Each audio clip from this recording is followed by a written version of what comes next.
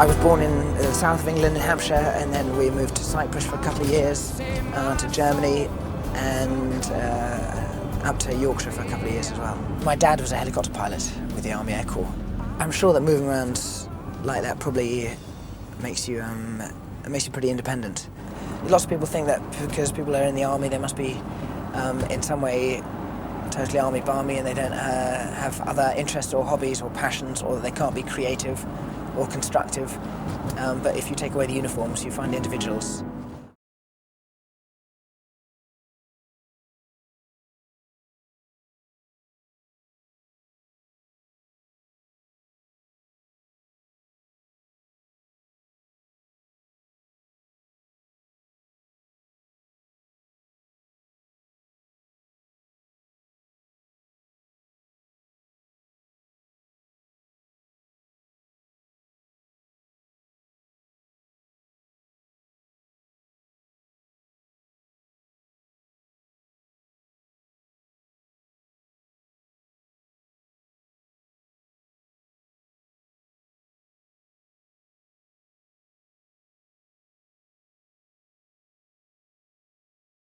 The song No Bravery refers really to the people who are abusive of their positions of power, the people who are taking life from those who are innocent, the people who are can only really be defined as murderers.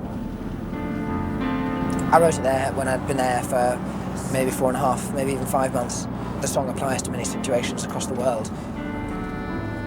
I just could sense that I'd captured my own ideas in the song, or captured the right feeling in the song.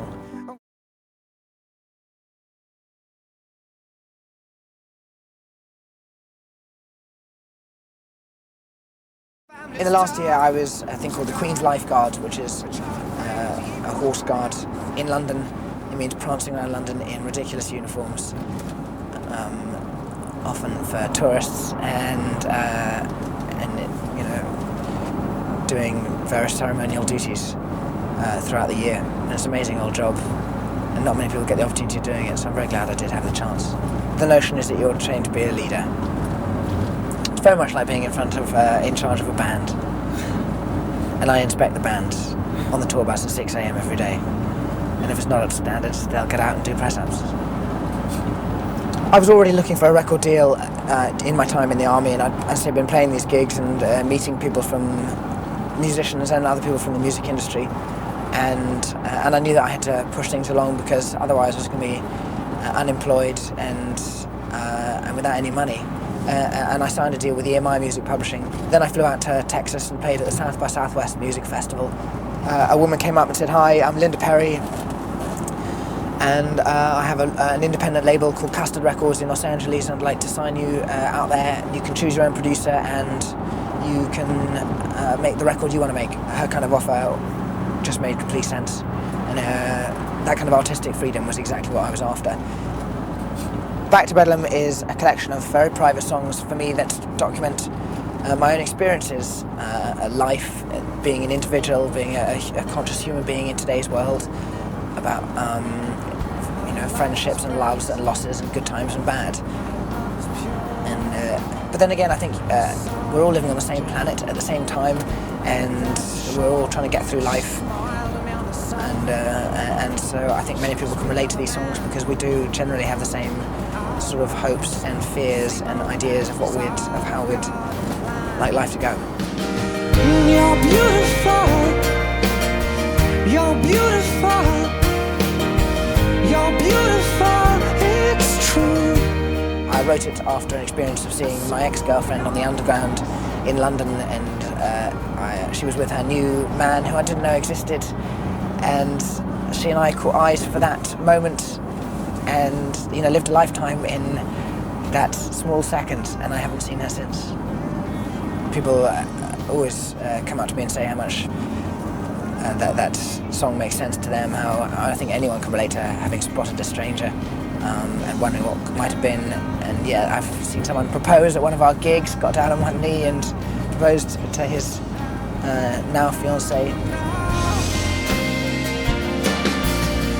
You're beautiful. beautiful. You're beautiful, it's true. My ambition was to make this one copy of this album, Back to Bedlam, and as I say, so it would capture the songs that I heard in my own mind, that I could hold it up for myself really and say, yeah, that's what I hear. Kissed your lips and held your head, shared your dreams and shared your bed. I know you well, I know your smell. I've been addicted to you. Goodbye, my lover. Goodbye, my friend. You have been the one. You have been the one for me. Goodbye, My Lover is, yeah, it's probably for me the most important song on the album because it's really honest and open and pretty tragic song about loss of, for me, you know, of a girlfriend who was pretty much what I consider to be the one. And I guess, you know, people have said, well, it sounds like she died or something like that. And in a way, there's that kind of frustration of someone who's still alive and might be living their entire life, and yet you're not sharing with them. And lots of people seem to relate to it in their own ways. You cry, I've seen you smile. I've watched you sleeping for a while. And be the father of your child. I'd spend a lifetime with you. I know your fears and you know mine. We've had our doubts, but now we're fine. And I love you, I swear that's true.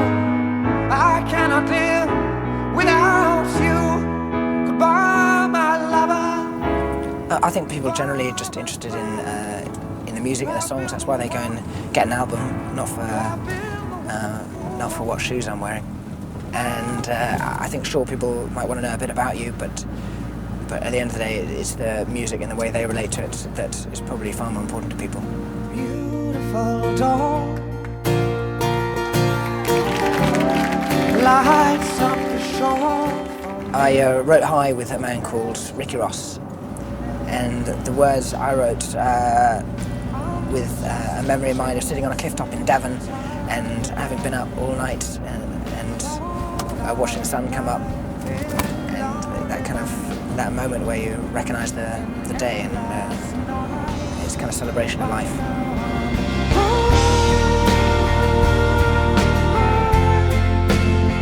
Running wild among all the stars above. Sometimes it's hard to believe you remember me. And I remember my producer Tom Rothrock saying while we're in the studio, yeah, you know, maybe this time next year you'll have got a gold record and sold 100,000. And I definitely thought to myself, wow, that seems like a lot. I don't know if that will happen. And I didn't really believe we'd ever get to that point. So yeah, by the end of 2005, we seem to have gone past that mark by a bigger margin than I could imagine, and it's completely unexpected. I work with some incredible people, and we're busier than I thought a human could possibly be. I don't sleep much nowadays, but I'm really glad with that, and I'm really enjoying what I do. I write music on a daily basis, and I play music on a daily basis, and I'm playing to audiences all across the world, and it's an amazing way of life. I'm very glad for that. And just one, it's just tears and rain.